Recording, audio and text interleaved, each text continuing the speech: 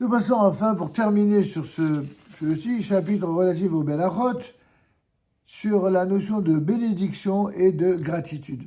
En effet, la bénédiction et la gratitude pour les jouissants éprouvées ont aussi leur place dans les relations de l'homme à autrui. Ce n'est pas uniquement dans les rapports entre soi et Dieu, mais l'homme et son prochain. Bénédiction et gratitude qui conduisent à l'humilité et à la joie n'appartiennent pas seulement au domaine des relations de l'homme avec son Dieu, mais aussi à celui des relations entre l'homme et son prochain.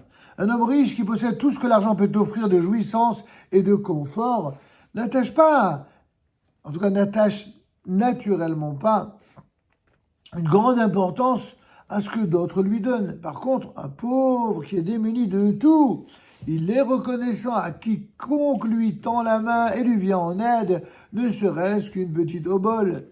Les grands hommes savent être reconnaissants à quiconque leur a fait du bien, et il ne leur est pas naturel d'accepter l'aide d'autrui. C'est ce que je disais tout à l'heure.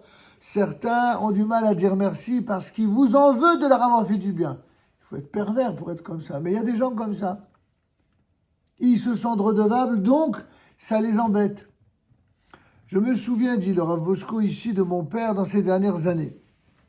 Son père qui était un très grand Talmid Chacham, le Rav Yerahmiel, je crois, Boshko. Eh bien, ou il y a Rav Moshe, oui c'est ça Rav Moshe, c'est celui, non, lui c'est Shaoul. Attends une seconde, je dis pas de bêtises. Lui c'est Shaoul David. Son père c'est Rav Moshe et son grand-père c'est Rav Yerahmiel. Voilà, maintenant, ça me revient. Et donc là, c'est le Rav Shaoul qui parle de son père Rav Moshe, qui a écrit un livre, Torah de Moshe, et qui dit la chose suivante, il témoigne ainsi. Bien qu'il ait été grâce à Dieu. Pardon, oui. Donc il disait comme ça. Les grands hommes savent être reconnaissants à quiconque leur fait du bien et il n'aurait pas naturel d'accepter l'aide d'autrui. Et donc il cite le témoignage de son propre père. Je me souviens de mon père dans ces dernières années. Bien qu'il ait été, grâce à Dieu, indépendant en toutes choses, il était lucide, en pleine possession de ses moyens. Il arrivait que des gens voient en lui une personne très âgée et éprouvent le désir de lui proposer leur aide, que ce soit dans la rue ou dans un magasin. À tous, il adressait un chaleureux remerciement dont on pouvait bien remarquer sans peine qu'il venait du fond du cœur, avec une sincérité inhabituelle. On voyait à quel point le prix qu'il attachait à toute la bonne volonté qui lui était ainsi témoignée et sa gratitude envers tous ceux qui lui venaient ainsi en aide. Il ne considérait absolument pas cela comme allant de soi, et cela lui procurait une grande joie. Il avait le sentiment que rien ne lui était dû, et s'il recevait quoi que ce soit, il devait s'en réjouir et dire merci.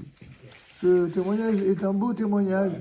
Il n'est pas simplement émouvant parce qu'il est le témoignage d'un Talmid Chacham qui est redevable de son père, en profite d'une certaine manière pour l'honorer, et c'est ô combien vénérable, mais c'est parce qu'il vient définir quelque chose d'essentiel qui manque tant dans cette génération dans laquelle nous vivons. D'enseigner, d'apprendre à nos enfants, à nos élèves, à nos fidèles, à quel point quelqu'un de bien, c'est quelqu'un qui est reconnaissant. On en revient à ce qu'on disait dans la première vidéo. Quelqu'un de bien, c'est quelqu'un qui est capable de reconnaissance, qui est capable de dire merci. Vous avez tellement de gens pour qui tout est naturel.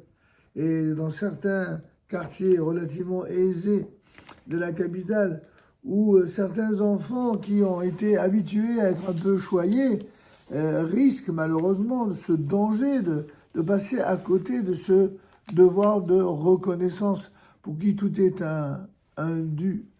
Et là, on en profite pour terminer sur un sorte de petit paragraphe, mais aussi d'invitation à tous les parents, les maîtres, tous ceux qui ont charge d'éducation, et bien de tout faire pour donner à leurs élèves, à leurs enfants, cette capacité remarquable à dire merci, à reconnaître, à accepter aussi de recevoir une forme de certaine bonté, humilité qu'il faut développer parce qu'elle n'est pas naturelle. Il n'y a rien qui est naturel quand on est un enfant, sauf à être une âme exceptionnelle, bien née, comme dirait Montaigne.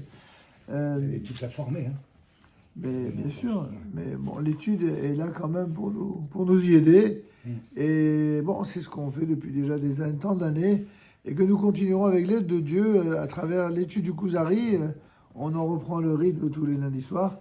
Et donc, la semaine prochaine, nous poursuivrons notre étude du Kuzari au 3e volet par la Hamida, cette fameuse partie centrale des 3 prières quotidiennes que nous faisons toute l'année en fait, même si pour Kippour, même si pour les fêtes, les 3 deviennent 4 prières, et si pour Kippour, elles deviennent 5 prières, on en parlera le moment venu. À la semaine prochaine. Est-ce que vous croyez que Ça nous Quatrième. fait monter Quatrième. C'est la 4e. C'est la 4e pour le Oui, Shabbat pour et le les Shabbat fêtes. et les fêtes. Et pour le Kippour, il y en a une 5e, c'est la Naïla. Oui. C'est ça. quand vous dites que dans les quartiers aisés où les enfants Oui. ne savent plus dire merci, Oui. on retrouve la même chose dans les quartiers pauvres, les quartiers du nord de Paris, les banlieues, tout ça. Non, où- j'ai juste donné l'exemple des quartiers aisés, pas pour dire que les quartiers pauvres sont tous Ouais, parce des qu'on gens. retrouve la même Non, non. chose dans les opposés. C'est pas exactement la même chose. La raison pour laquelle, malheureusement, il y a chez certains une mauvaise éducation, c'est justement parce qu'ils sont aisés. Tandis que la raison pour laquelle quelqu'un n'est pas reconnaissant quand il est pauvre, c'est pas parce qu'il est pauvre, c'est parce qu'il n'est pas éduqué. C'est la mauvaise éducation aussi. Oui, alors je suis d'accord, évidemment. Mais c'est, encore une fois, Parce que tout ce que fait l'État pour Oui. aider ces gens-là, ils n'ont jamais de remerciement. oui, au-delà des aides d'État, je parle d'éducation. Mais oui, mais ça fait partie de... Non, l'éducation, vous savez, l'État, il n'éduque pas. Non. Et l'éducation, c'est le devoir d'abord des parents et des maîtres. Mais si les parents et les maîtres ont du mal eux-mêmes à éduquer, c'est parce que quelque part, ils ont perdu eux-mêmes une crédibilité. On dit toujours que le respect des parents et l'amour des parents, mais aussi l'exemplarité des parents, l'éducation, eh bien, commence à la naissance justement des parents. Les enfants, leur éducation commence à la naissance de leurs propres parents. Tout dépendra de la manière dont eux-mêmes ils ont été éduqués à la naissance. Donc, à la semaine prochaine, les À adolescents. la semaine prochaine. Merci, Rav.